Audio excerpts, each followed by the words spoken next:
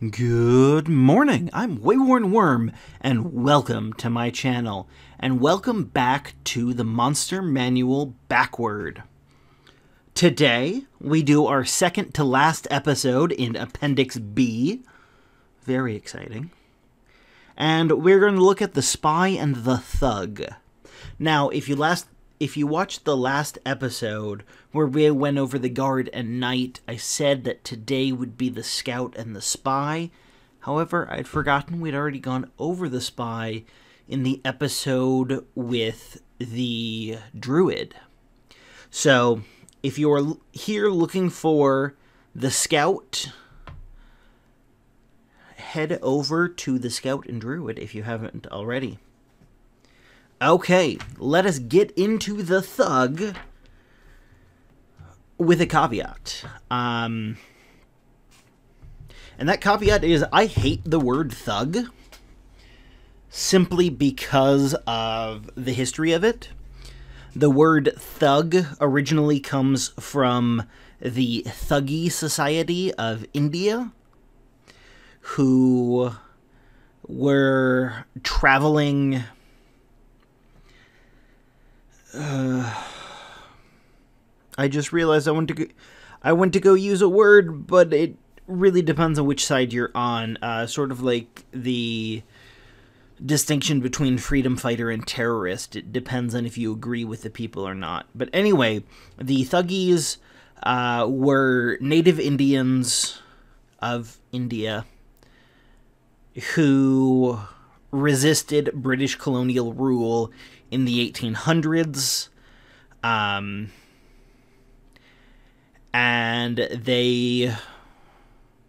there was at least a perception that they caused minor levels of mayhem and the things that we associate with thugs today, and that the word thug comes out of that, and is also why the word is generally associated with a group that has more power calling a group that has lesser power thug. But now that we've got that whole thing out of the way, that also explains why I chose the photo that I chose, other than the fact that since the word thug is from the 1800s, and most of the wonderful paintings that I've been using from this date to about the 14 to 1600s, it's really hard to find good art to describe the stat block that Dungeons & Dragons is calling thug. So I went with a caravan and a Muslim city to sort of both go with, hey, this is related to what the stat block's about, because the people in the painting might be target of said thug that we will talk about, as well as showing some connection to the history of the word, as Muslims controlled various sized chunks of India throughout most of history. So, now that we've got a really long caveat out of the way for what should be a really fun Dungeons & Dragons episode, let's dive into the actual Dungeons & Dragons bit with the thug. So, the thug is a medium humanoid, any race, any non-good alignment. So, we're talking about the 3 neutral alignments and the 3 evil alignments. Armor class of 11, 32 hit points, speed of 30 feet, plus 2 strength, plus 0 dex, plus 2 con, plus 0 intelligence, plus 0 wisdom, plus 0 charisma. Plus 2 to intimidation, passive perception of 10. They can speak any one language, usually common. Challenge rating 1/2. Then they have pack tactics, The thug has advantage on an attack roll against a creature if at least one of the creature's allies is within 5 feet of the creature and the ally isn't incapacitated. Now, very recently on my Curse of Strahd game, you can go and look, there was a dire wolf fight that shows why pack tactics are crazy. They have actions of multi-attack. The thug makes 2 melee attacks. And their melee attack is with a mace, +4 to hit, so reach of 5 feet. One creature does 1d6 plus 2 bludgeoning. Then they also have a heavy crossbow, which is +2 to hit, range 100, 400, does 1d10 piercing. They both average out to 5 points of damage. Thugs are ruthless enforcers skilled at intimidation and violence. They work for money and have few scruples. So, again, as I've been saying, although this will be the second to last video where I say it, the thug is... One of the easy ways to make the thug different is to give it a race. You can either up the strength, make it better at that. Its dexterity and charisma are 11, so if they get +1 to either of those, that bumps it up from a +0 modifier to a +1 modifier. You know, stereotypically, you're going to have like your half-orcs, be thugs, maybe Goliaths. Humans make okay thugs. Oh, well, they make fine thugs. Your dwarves. Elves can be kind of interesting. They'd also bring that dexterity up. So the heavy crossbow would be a more viable option. Yeah. I'm going to use a thug basically how I use a bandit, except a thug is probably... It's basically the urban version of a bandit. I could have lumped the thug in with the Bandit Captain episode. It would have fit well there. And yeah, basically they're the low-level problems that the party's going to face in a city or a large town, or when they're taking down the crime empire. The thugs are going to be the mooks, where there are just tons of them, and they have the party has their moment of badassery when they kill thugs by the score.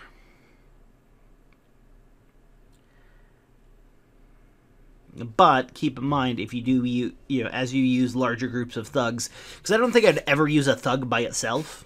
There's no benefit in that. You just have to remember they have pack tactics. What pack tactics does is it gives... So, giving advantage, I've said this before, I'm going to say it again. When you average out the difference in dice rolls, giving advantage is very similar to giving a +5. So, when you have 2 thugs that are next to each other, you're talking about 4 melee attacks that have +9, essentially +9 to hit, and are doing 5 damage each. So you're looking at 4 + 9 attacks. They're decently likely to hit at that modifier, especially against low-level parties, and 20 damage in a round. their tank, a low-level party's tank can take that for 1, maybe 2 rounds. And that's just 2 thugs. I'm imagining 4 to 20 thugs, depending on the level of the party. Maybe even more as they get up into like the range of level 15, where doing 32 damage in a single attack isn't out of the question, and they've got multiple attacks, and each person has multiple attacks or big AoE attacks. But against a low-level party, armor class 11, you're most likely going to be hitting the thug every round. I would put most characters at about a 65 to 75% chance in any given round of hitting a thug, and 32 points of damage with a low-level party. It's going to be probably about 3 rounds, which is what the thug was designed for. In fact, every monster in the Monster Manual, the ideal length of combat against them is 3 rounds. So I think the thug is really well situated to be about a 3-round foe against the low-level party. And again, you'd have a couple of thugs that they would spread the damage out. They would deal more damage. I think 4 thugs against 4 level 1 characters. I haven't done the math, and I honestly don't want to do the math because like it's weird. I think it's probably about a deadly encounter. So yeah, and how would I use a thug in a roleplay encounter or a exploration encounter? I really wouldn't, unless it was as essentially set dressing. As you go to talk to the boss, you're going to pass several thugs. That's about the extent of involvement I would do. So, with that done, I think that finishes up the thug, and we move on to the spy. And now, the spy. So, the spy is a medium humanoid, any race, any alignment. As you can see, I chose a drawing of Nathan Hale, who most Americans would agree was a good guy. He would have a good alignment, and was a spy. They have an armor class of 12. Interestingly, they do not have any armor listed. They have 27 hit points, speed 30 feet, plus 0 strength, plus 2 dex, plus 0 con, plus 1 intelligence, plus 2 wisdom, plus 3 charisma. They are skilled in deception, insight, investigation, perception, persuasion, sleight of hand, and stealth, with a passive perception of 16. They speak any 2 languages, are challenge rating 1. They have the cunning action special ability, which is the same as the rogue's cunning action. So on each of its turn, the spy can use a bonus action to take the dodge, disengage, or hide action. And they also have sneak attack, equal to the, I think it's level 2 rogue sneak attack, the first level of it. Once per turn, the spy deals an extra 7 2d6 damage when it hits a target with a weapon attack and has advantage on the attack roll, or when the target is within 5 feet of an ally of the spy that isn't incapacitated and the spy doesn't have disadvantage on the roll. Makes 2 melee attacks. It has a short sword. That's +4 to hit, reach 5 feet. Does 1d6 plus 2 piercing. Then it also has a hand crossbow. +4 to hit, range 30/120. 1 target, 1d6 plus 2 piercing damage. Rulers, nobles, merchants, guildmasters, and other wealthy individuals use spies to gain the upper hand in a world of cutthroat politics. A spy is trained to secretly gather information. Loyal spies would rather die than divulge information that could compromise them or their employers.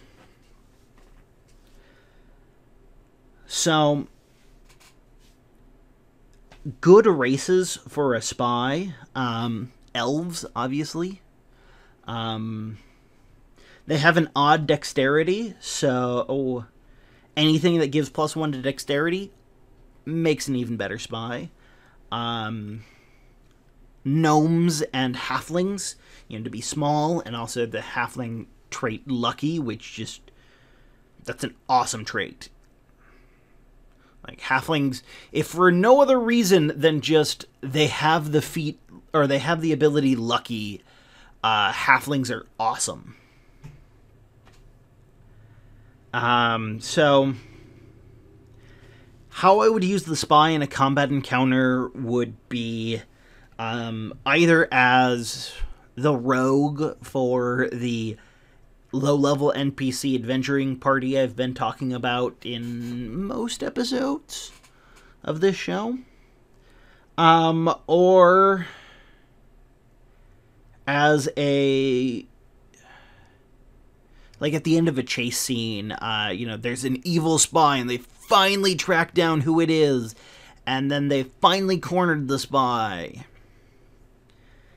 And then they find out the spy's not that hard to defeat, but the reward in that would be getting to the fight rather than the fight itself. I would generally use spies in role-playing encounters. Use its +3 charisma and its persuasion and deception and insight. A big thing with spies is James Bond is a terrible spy. I read a book years ago now where it was about it was Erich Gimpel, who was a spy for Germany during World War II. And his #1 message about a spy is if a spy ever has to take out his gun and shoot something, the spy has already failed. And that's something that I would take to heart when running spies in D&D, is just this idea of if they are ever in combat, they have failed. They are so far out of the confines of their mission that, like, the combat for a spy is the worst case scenario. And that's something that I would really want to drive home is, sure, they can be good in a fight, but what I would use the cunning action for, I would use cunning action every single turn. The spy would just try to get away. It would escape at all costs. Using its action, using its movement to move 30 feet, using its action to dash for another 30 feet, using its bonus action with Cunning Word to dash a total of 90 feet in a round, or to disengage, then dash 60 feet, or dash 60 feet and then hide, and use their +4 to stealth to hope to get away. And then move move at half speed, and then I would potentially allow a stealthing spy, whether a spy or a rogue or anything using stealth, to go, okay, I want to move at half my speed to keep my stealth intact, and then maybe use dash and cunning action, but only move half speed again, so they're going only a total of 45 feet, because that's using almost everything it can use in a single turn and going slightly faster than normal. So I think I would be okay with that. Now, if I wanted to make a spy more powerful, I would just level it up as a rogue.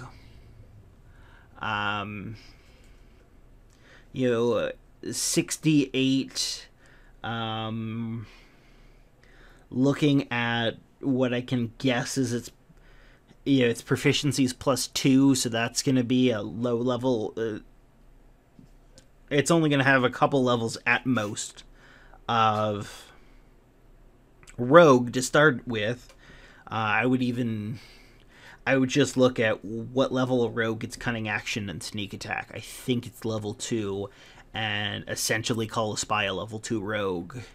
And then if I wanted a stronger spy, I would level it up in the rogue. And maybe eventually switch it over to assassin. If I'm... Yeah, that's the direction I would go. I would use it as a social encounter. The spy is dealing with, maybe the party gets invited to a ball. Maybe there's a murder mystery at the ball, and it's the Lord's ball, the ruler of the area. And there's a spy, but the spy's not the murderer. The spy was just spying on the court, and something like that, where you're going up against the spy, but not necessarily. The spy has an agenda, and their agenda doesn't necessarily go against the party's agenda. It might go against the party's agenda. It could be an evil spy, or a spy opposed to the party, or maybe the party is being contracted by a patron who is secretly evil, and this spy is the one that sets the party down the path of realizing that their patron is not an awesome person. There's a lot that you can do with a spy. There's a lot you can do with any of the stat blocks in Appendix B, but the spy is one of the ones that really gets my creative ideas going. So I hope this has been helpful. Socio-political rant at the beginning and all. And make sure you tune in very soon for my next video. Unfortunately, I cannot be more specific than that right now. Thank you.